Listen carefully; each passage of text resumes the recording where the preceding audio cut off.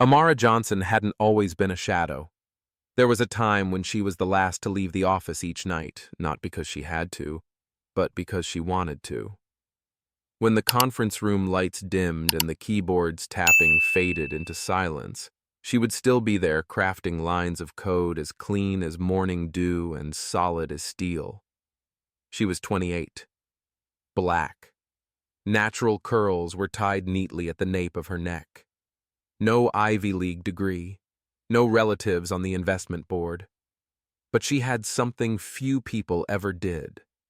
A programming instinct like a steady, enduring, and unnervingly precise heartbeat. But raw talent wasn't enough at her previous company, a rising tech startup. Not when your last name carried no weight, and especially not when you dared to do what others avoided report misconduct.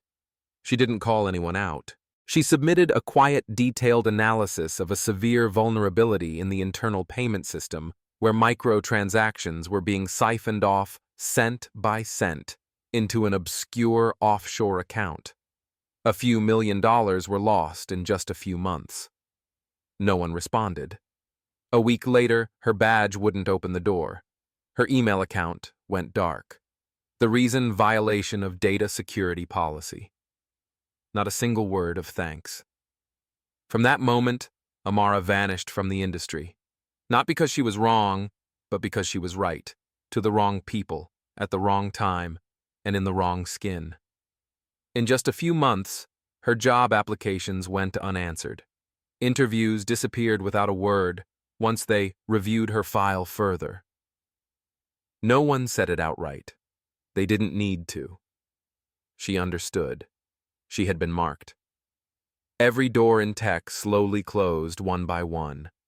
Then one day she got a job at Waitress Technologies. Not in engineering, in janitorial services. She mopped floors, emptied trash bins, and cleaned conference rooms before the directors walked in with their morning coffee. She passed sleeping computers and code-frozen, mid-function, half-finished scripts each night. She didn't touch anything. No one asked her name. Sometimes a few young engineers chatted about a bug they couldn't figure out. She listened, silent, observant. Amara no longer wrote code, no longer had a voice. She was the janitor, invisible. But what they didn't know was this. Once you've learned to read the system beneath the surface, you never truly stop. You write in silence. And that silence was about to change everything. That night started like every other.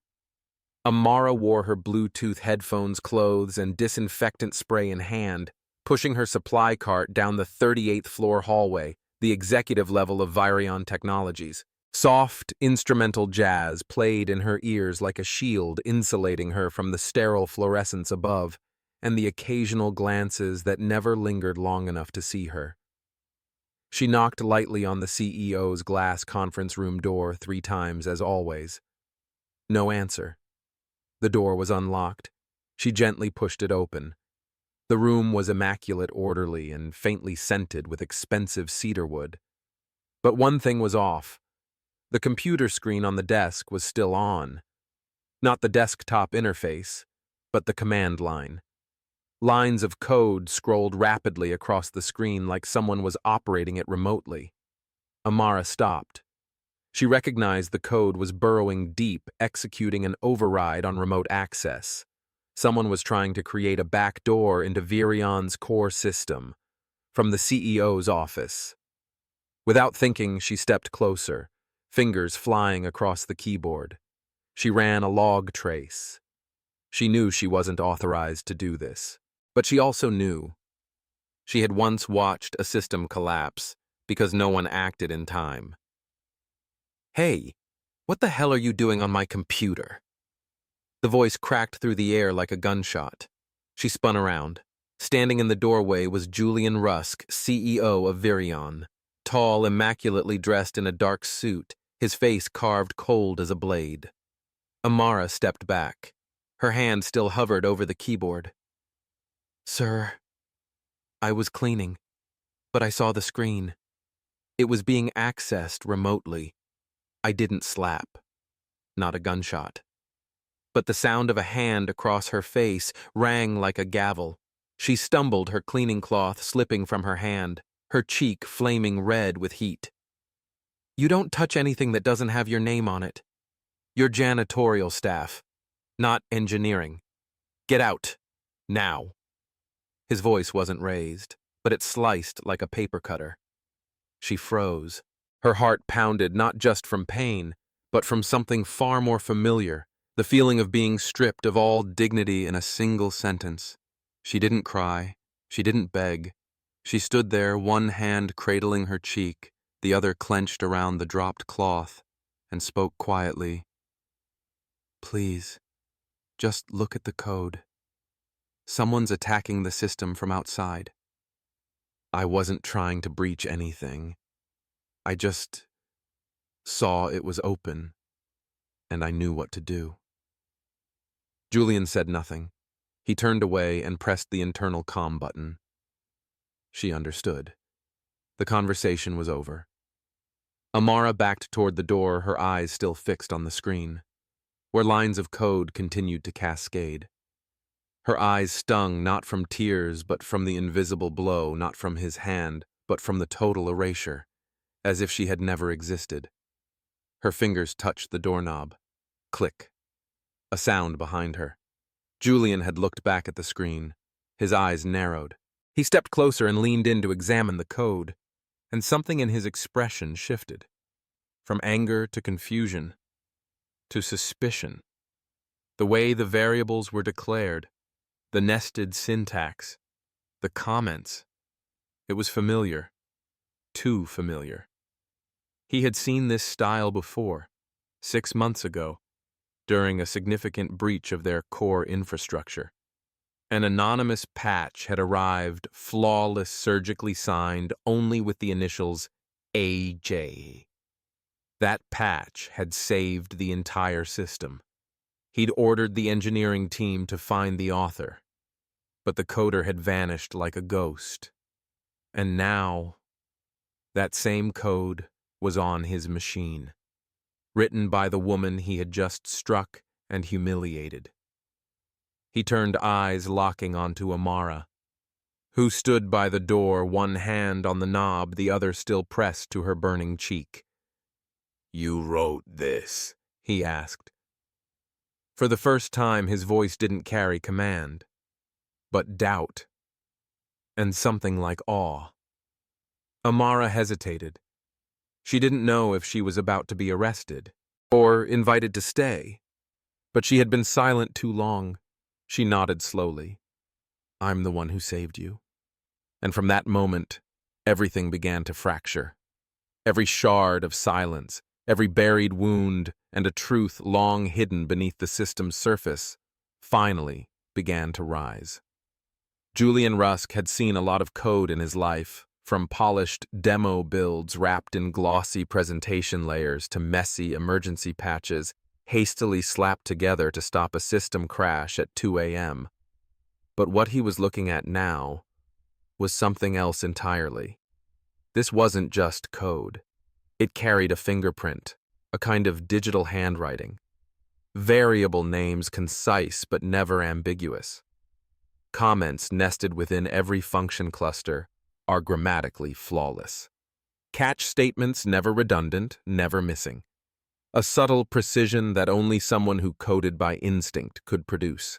Julian glanced again at Amara, the black woman in a janitor's uniform still standing silently by the door, gaze steady, but never bowed. You're saying you submitted that system patch 6 months ago? Amara nodded, her voice calm, unapologetic, unafraid. I didn't sign it. I sent it from the shared maintenance floor terminal. I overheard 2 engineers complaining about a faulty module. I checked the logs. I knew how to fix it. Julian's throat felt dry. Back then, the entire engineering team had spent nearly 2 weeks chasing a ghost bug, unable to pinpoint the flaw. And then, out of nowhere, a patch had fallen from the sky from an anonymous email. It fixed the issue precisely, cleanly, with no new errors introduced. He remembered it vividly. The tech team had called that patch's author their invisible angel, and that person was her. "How do I know you wrote it?" he asked, his tone probing but no longer hostile. Amara replied, "I have a full backup of the patch logs and the custom tools I wrote since 2019, encrypted on a USB, all timestamps intact. I can decrypt them in front of you." Julian sat down, hands clasped before him. His head felt heavy. The woman he had just insulted. The woman he had struck. It might be the same person who once saved his company from the brink of collapse. If that was true, then he hadn't just made a mistake. He had wronged the one person who never asked for credit when she did the right thing. "Who are you, Amara Johnson?" he asked, as if trying to redefine what stood before him. "I used to be a systems developer at Syntech Labs," she answered. "I discovered a fraudulent vulnerability. I reported it through the internal channels precisely as the employee handbook instructed. A week later, I lost all system access. HR walked me out with a cardboard box and a rehearsed smile. No one ever mentioned it again." Julian blinked. "And after that, no one hired you?" Amara gave a small laugh. Not the relieved kind, but the laugh of someone who had heard this question far too many times. "I'm a woman. I'm black. I don't have a formal engineering degree from Stanford, and I've got a black mark in my file labeled internal risk. That's enough for every company to steer clear." He stayed silent, and he knew every word she said was accurate. Not true in a way that begged sympathy, but true in a way that made people uncomfortable. Julian Rusk, who had once prided himself on spotting talent, had just slapped the face of someone his company owed everything to. He stood, walked to the corner of the room, and hit the intercom off switch. "Tomorrow, noon. My office. Don't bring cleaning supplies." Amara paused. "You're firing me?" Julian turned his eyes no longer cold, but not soft either. "No. I'm going to listen. All of it. No more interruptions, no apology, no handshake, but also no more denial." Amara nodded. "I'll be there." She left the room with heavy steps, not from fear, but because for the first time in years, a door had cracked open. She didn't know whether what waited behind it was opportunity or another trap. The conference room on the 40th floor was wrapped in glass on 3 sides facing out toward Manhattan. The noon sunlight lit up every crease in the carpet, exposing everything except emotion. Julian Rusk stood with his back to Amara, hands in his pockets, eyes fixed on the pulsing traffic below, like a man contemplating a city he'd never truly lived in. "You were the one who sent the patch. I have no doubt anymore," he began, not with comfort, but like he was forcing down a bitter truth. "I just don't understand. Why stay anonymous?" Amara sat upright, her back never touching the chair. A simple white shirt had replaced her janitor's uniform, but her eyes were anything but simple. They were sharp, cold, and tired. "Because my name never helped," she said. "It once destroyed everything." Julian turned to face her, his gaze locked. "Explain." Amara took a breath. She knew this story wouldn't make her look pitiful, but it would make her visible. "I got into Syntech Labs through their internal training program, not the Ivy League. No mentor. But I worked twice, 3 times as hard. I rewrote most of their log management framework in 3 months. No one asked me to, but it ran faster, more stable." Her voice held no pride. Just facts. "One night I checked the billing system, saw small discrepancies, a few cents missing, then a few more. I checked again, followed the queries. Someone had coded a sophisticated siphon that funneled microtransaction cents into an offshore account in the Cayman Islands. Julian frowned. And you reported it. I didn't leak it online. Didn't hide behind anonymity. I wrote a report, printed 3 copies, dropped one in the internal mailbox, emailed another, handed the last to my team lead. Response. Amara met his eyes. A week later, my badge stopped working. My email got shut down. HR called me in and said I had violated financial data privacy, that I threatened the company's structural integrity. Julian sat across from her. The name Syntech now sounded like a scar that had just been reopened, raw red and undeniable. They never let me speak. Amara continued. I was walked out like a thief. No one listened. No one asked why. And when I tried to get another job... She paused. Her voice dipped low but edged. No one replied. No company called me back for round 2. They didn't say why. But I knew. Julian asked slowly, because you're black. Amara didn't flinch. Not just that. Because I'm a black woman who broke the unspoken rule of silence. A woman with no connections, no networks, and no intention of bowing my head. In this industry, that's not a mistake. It's a death sentence. The room fell silent. Did you ever sue? Julian asked. No lawyer, no money, no chance of winning. And if I had sued, I'd never work in tech again. Julian sat quietly. Part of him wanted to challenge her. Maybe she misunderstood. But another part knew she was right, and that he'd once looked away from the same truth. And then you came here, he said. Applied for a janitorial position. No one runs background checks when you're just applying to hold a broom. Amara smirked. I needed work. I have a 7-year-old son named Zion. He needs milk. I need rent. I didn't need glory. I needed to survive. Julian looked at her closely. Not the woman he hit the night before, not the anonymous night janitor, but a developer, brilliant, resilient, and forged through every level of systemic exclusion this industry had constructed. He exhaled slowly, fingers clasped together on the desk. You still have your old code. I never stopped writing, she said. By day, I mop floors. By night, I write intrusion detection modules. Every time I noticed system lag, I took notes. I know how to defend this network even when I'm not invited to. Julian looked out the glass where Manhattan flowed endlessly beneath them. You shouldn't be cleaning floors, he murmured. Amara tilted her head. Tell that to every HR manager in this city. The silence returned. But this time, it wasn't heavy. It was the stillness before a storm. Tomorrow, Julian said, rising, you'll meet with the lead engineering team. They'll review your code. If what you say is true, it's not if Amara cut in. For the first time, a flicker of fire shone in her eyes. I'm the one who wrote it.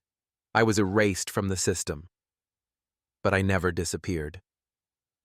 Amara stepped into the 24th floor conference room at exactly 8:58 a.m., not a second late. The glass door closed behind her, sealing her from the outside world, a world where white-shirted professionals still walked past her like she was nothing but a shadow. The room was small, unadorned. One long table, a wall-mounted screen, 4 swivel chairs. On the table, a matte black laptop was already open. The only text on the screen read, "This belongs to someone extraordinary. Build without fear." Amara stood still, no Julian, no assistants, no cameras, no guards. Just her, the computer, and the message. A flicker of confusion crossed her eyes.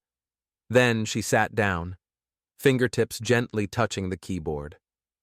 It was smooth, fast, responsive like her body remembering a motion it had been denied for too long. She opened the terminal. She checked the logs. She pulled system error data. She analyzed the network flow graph. Every line of code was a breath. Every script is a bloodstream. An hour passed. She rewrote the intrusion detection algorithm, simulated AI behavioral responses, and reconstructed the access control tree in one session. She had never felt so quiet and so alive. At 10:00 a.m., the door opened. Julian entered, followed by two others, one a thin man with wireframe glasses and eyes sharp as X-rays. The other a silver-haired woman, small in stature but with the posture of a mainframe's spine. Amara Johnson. Julian introduced. This is Elise Cho, head of internal systems, and this is Kevin Lin, AI infrastructure. Amara stood. No one shook hands.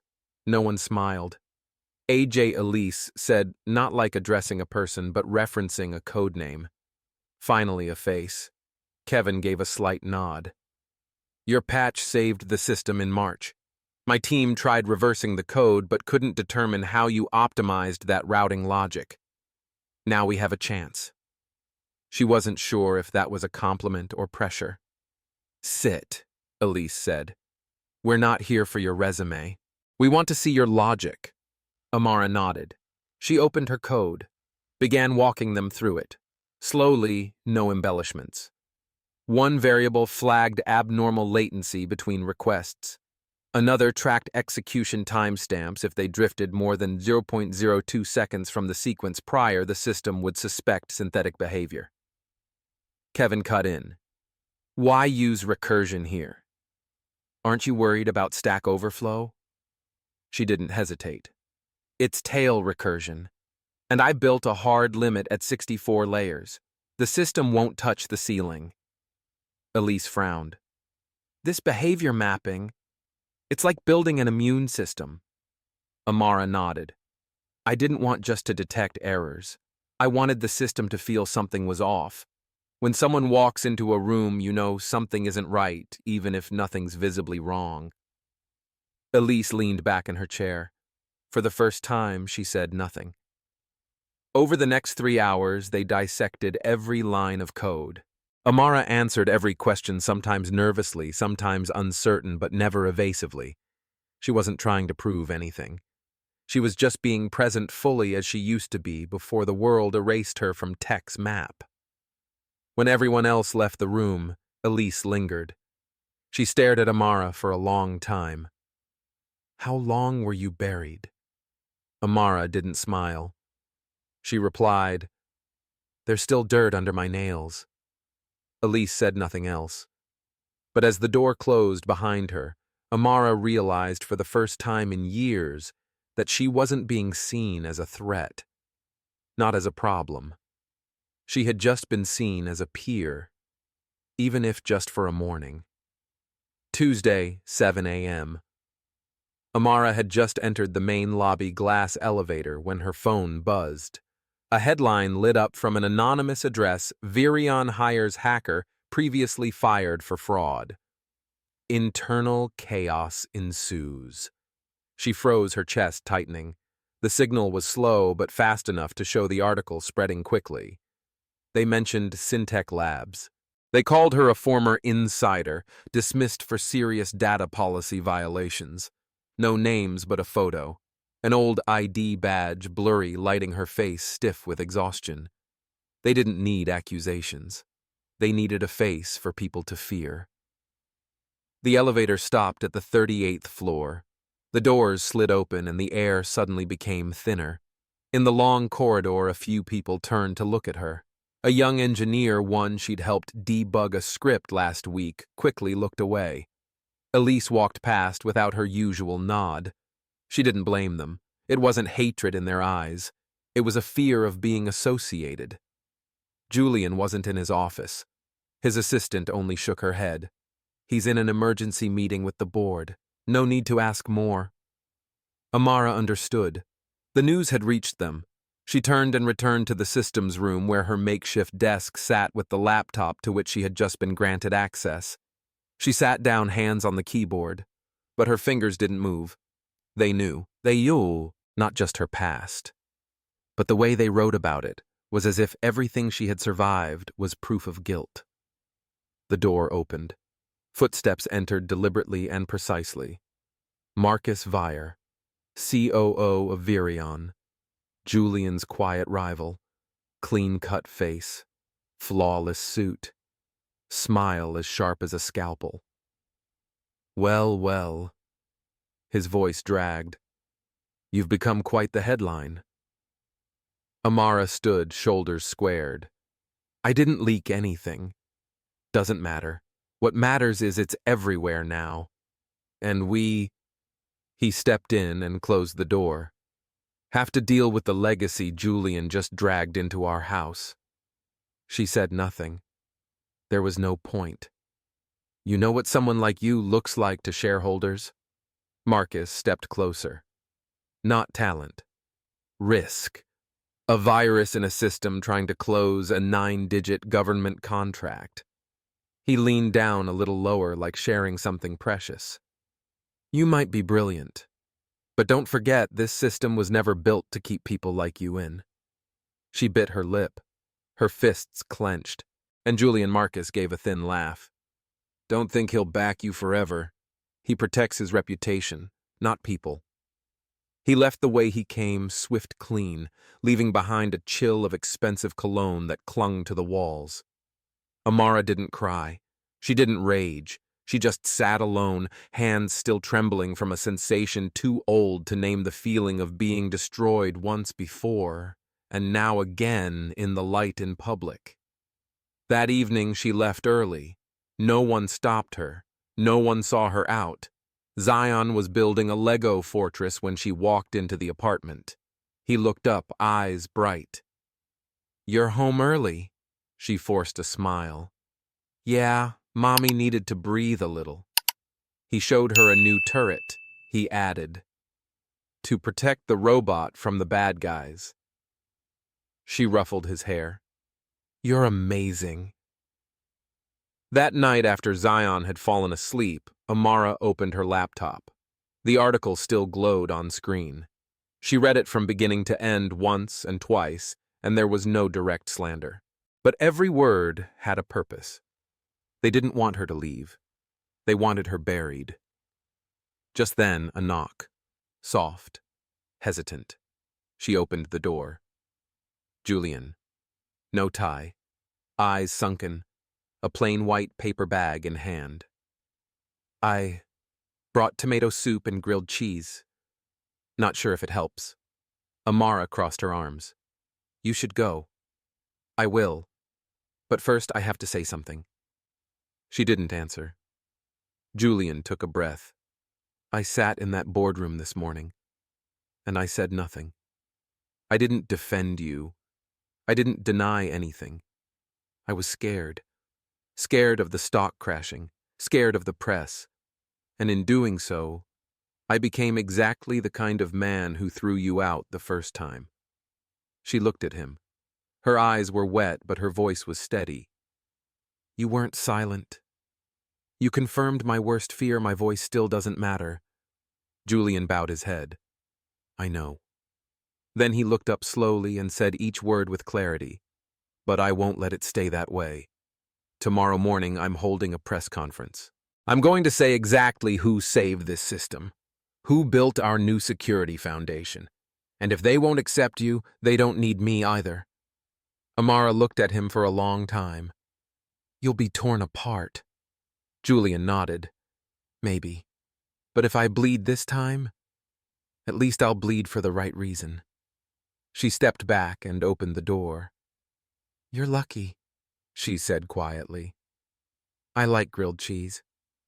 8:59 a.m. The Virion Technologies building gleamed under the autumn sun, but no amount of light could stop Amara from trembling. She stood behind the black curtain leading into the press hall. In front of her, the rapid clicks of cameras and the low murmur of reporters simmered like an approaching wave. On the main stage, the Virion logo stood boldly beneath the tagline, Transparency and tomorrow. Ironic, Amara thought. Transparency was what she had once demanded and been punished for. Beside her, Julian sighed. His expression was not proud, nor was it anxious. It was still heavy, like someone who hadn't slept all night, with the weight of truth pressing down on him. "Are you ready?" he asked. Amara looked at him. "No." Julian nodded. "Good. Neither am I." The curtain pulled back. Camera flashes exploded. Julian stepped up to the podium, adjusted the microphone, and didn't reach for notes or glance at a teleprompter. This past March, our security infrastructure faced a threat unlike anything we'd seen. While our tech team scrambled for a solution, a patch was submitted from an anonymous address. That patch saved us. The room fell into a hush. For months, we took credit for it. I took credit for it. That was a mistake. He turned and pointed to the wings of the stage. The person who wrote that code, who has since redesigned our entire security architecture, is standing here. Amara stepped out. No music, no spotlight. But every camera turned toward her as if gravity itself had pulled every lens toward the one person no one had ever cared to look at. She stood tall. Her eyes didn't seek pity. Her hands no longer shook. "I'm Amara Johnson," she said without a mic or tremble. Her voice carried through the hall like something refined in silence over hundreds of nights. "I used to write code alone in hours no one saw. I built. I patched. I protected a system while mopping the floors beside it. Every camera froze. Every reporter fell silent. I was branded and erased from the industry because I did the right thing from the wrong position. I wasn't invisible because I lacked ability. I was invisible because no one cared to look." She stepped closer to the mic. Her voice was steady. "I never asked for recognition. I'm not seeking forgiveness for knowing too much from too low a seat. But today I'm standing here because someone finally chose to listen." She took a deep breath. "And I say this not just for myself, but for anyone who's ever been called too risky, not a fit, or unreliable, simply because they didn't look like anyone else." The room paused. Then the first clap rang out sharp and deliberate. From Elise standing at the back, arms folded, eyes slightly wet. Then another. Then a rising roar of applause thundered like summer rain. Not pity. Recognition. After the press conference, Amara stepped into the hallway, still wearing the simple blazer Elise had lent her that morning. Julian caught up to her. His face was softer, not out of relief, but because he knew he had finally done the right thing. "You did it," he said. Amara shook her head. "I didn't do it for you." "I know." She looked at him, her eyes meeting the unspoken truth between them. They owed each other no gratitude, only honesty, finally spoken. Julian extended a hand. Not to soothe, not to charm, to respect. Amara stared at his hand for a moment.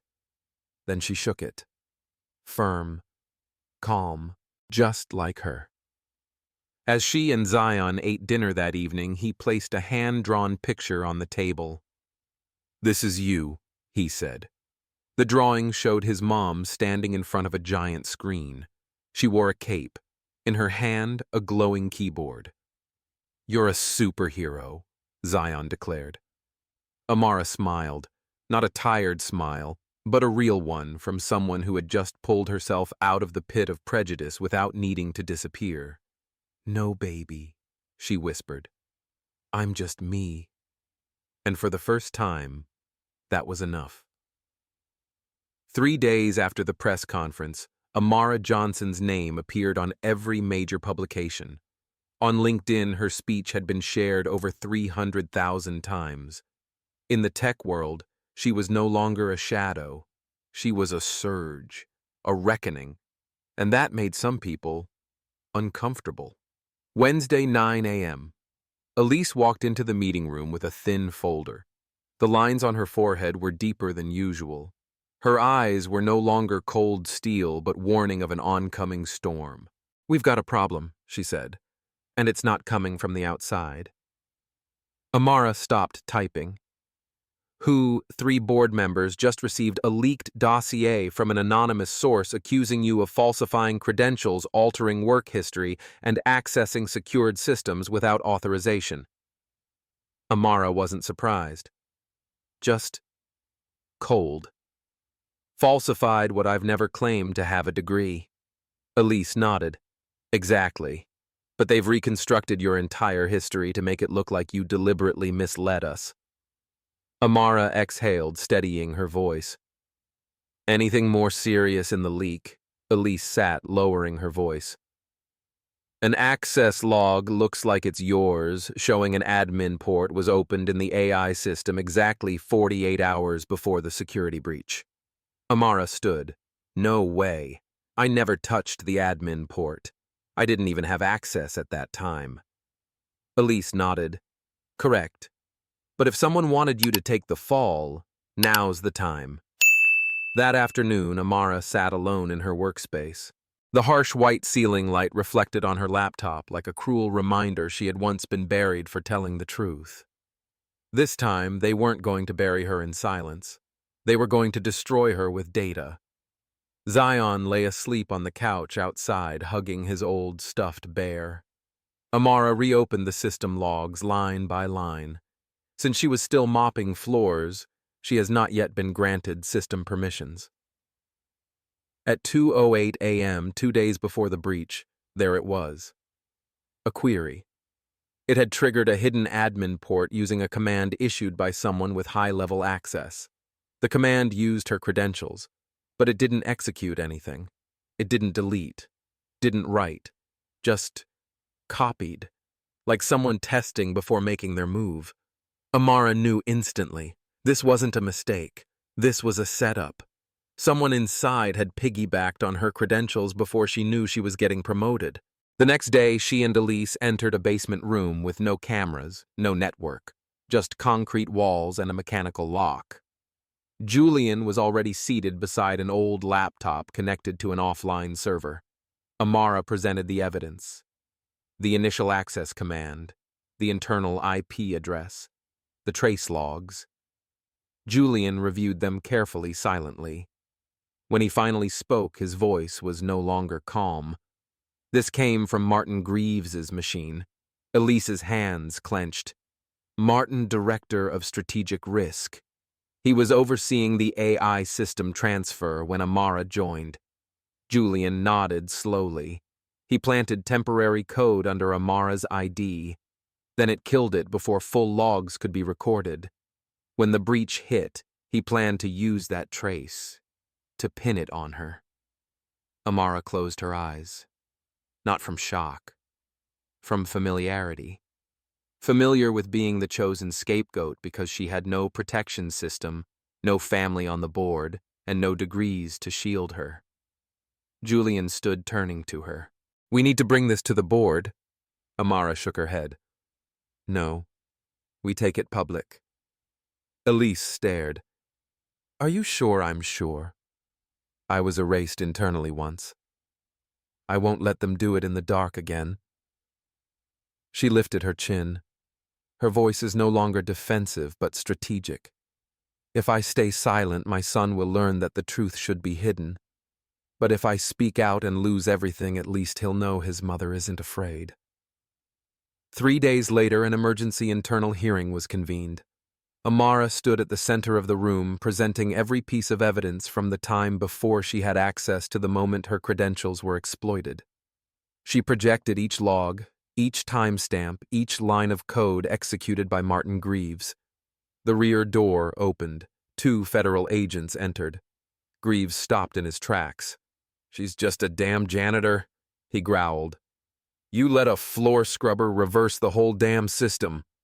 Amara didn't flinch. She didn't glare. She met his eyes and delivered one sentence like a seal snapping shut. "This time, I have proof. And I have a voice."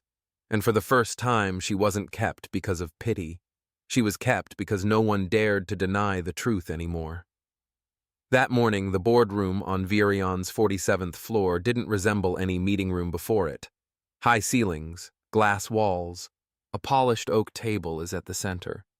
But today, the most reflective surface wasn't the wood. It was the eyes of people waiting for a woman who used to mop these floors, to step in and testify for herself. Amara stood alone in the center. No lawyer, no allies on the defense bench. Only Elise seated at the far end, laptop open, ready to display every log, every line of code, every piece of evidence. Julian sat behind her arms, crossed eyes cold, like tempered steel. A board member, Constance Brewster, spoke first. Ms. Amara Johnson, today you stand accused of unauthorized access to high-level administrative systems, leading to potential exposure of strategic data. Do you have a response? Amara stepped forward. Her voice was calm, like someone who'd told the truth with trembling hands and a heart no one ever trusted. I'm not here to plead. I'm here to reveal a truth this system tried to bury. Elise nodded slightly. The first slide appeared. A log timestamped 2:08 a.m. The admin gate access request under Amara's credentials. This is the command used to build a case against me, she said. But if we look at the behavior, it didn't execute anything. It only duplicated. It was a test, not to fix anything but to gauge fallout.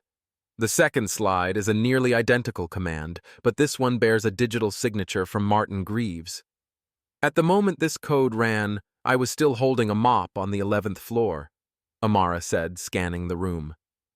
I had no access rights, no password, but I did have the right name to blame. A heavy silence hit the boardroom floor. She didn't bow. She didn't ask for mercy. She outlined the architecture of a very familiar game. I wasn't picked because I was wrong. I was picked because I was disposable. Constance frowned. Are you implying something, Ms. Johnson? Not implying, Amara replied. I'm stating it directly. A black woman, no college degree, no pedigree. A person whose erasure raised no questions. I was perfect, if you needed a scapegoat for a system failure. Next slide. An internal email from Martin Greaves, referring to a low-permission account ideal as a fail-safe flag if the AI misbehaves. Julian stood. We verified all IP addresses, access logs, and the list of accounts Martin personally approved during that phase. Elise closed her laptop. All evidence points to one individual. The back door opened. 2 federal agents escorted Martin Greaves in.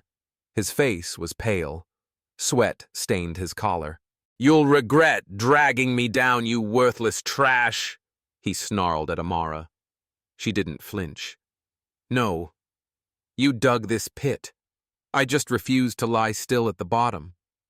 As the door shut behind him, the room stayed silent momentarily. Then Constance rose. We've heard enough. All 5 board members stood. Not a single abstention.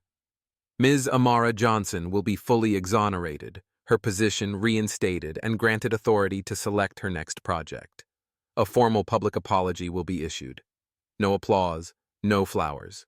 Just a system for once choosing to retain someone like her. That same afternoon, Virion's main lobby was converted into a press conference site. Amara stepped up to the podium for the second time, not to be pitied, but to be believed. She looked directly into the cameras.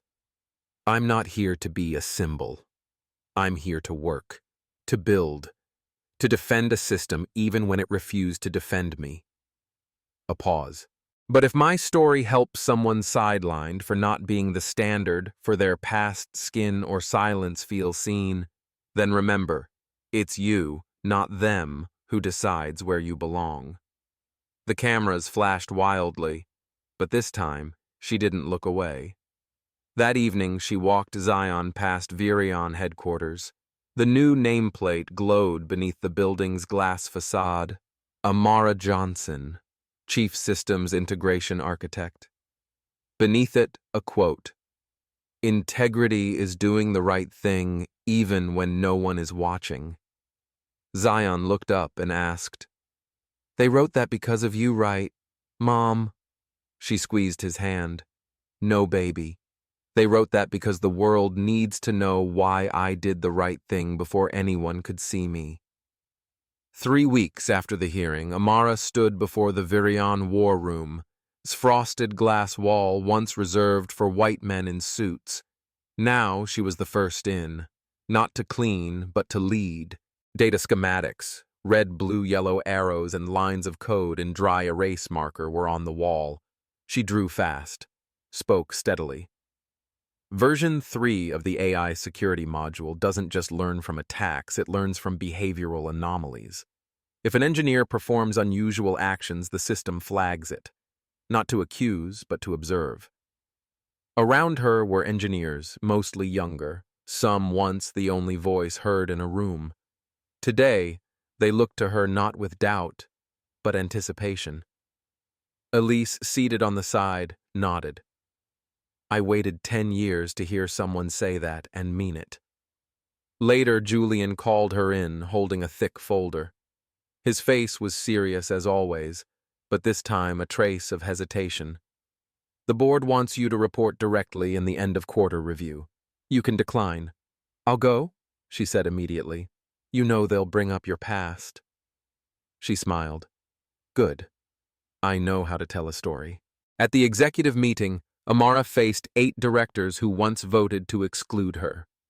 In 6 weeks, she began the new AI system, identified 3 previously unrecorded vulnerabilities, boosted processing speed by 240%, and cut response time to 1.2 milliseconds. A director asked, You don't hold a degree. How can we trust you understand what you've built?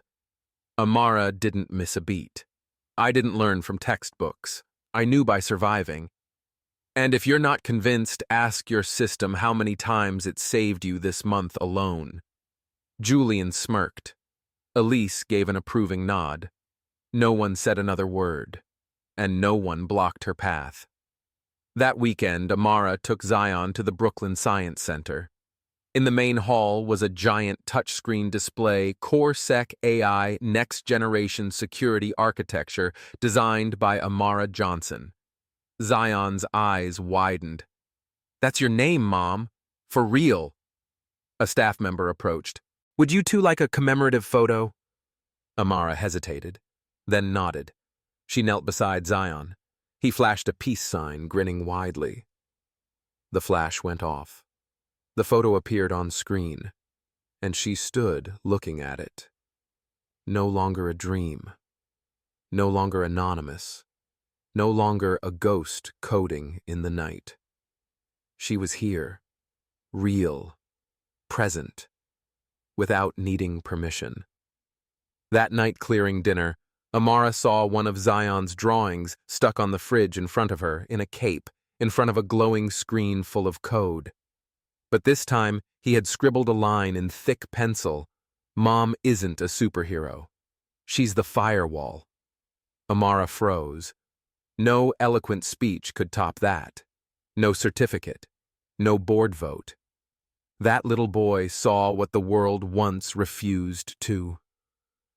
A black woman who dared to rise, dared to repair the system, and dared to exist in it on her terms.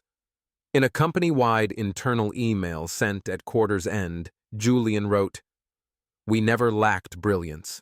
We only lacked the courage to recognize it when it didn't look like we expected. And today, the head of CoreSec isn't the safe choice. She's the right one. Amara entered her new office. The silver plaque read, Amara Johnson, Director of Systems Defense Architecture. She sat down, opened her laptop, and laid her hands on the keyboard, but she hadn't typed yet. She looked out the window and smiled. For the first time, she wasn't coding to prove herself. She was building a world. where no one had to disappear to belong.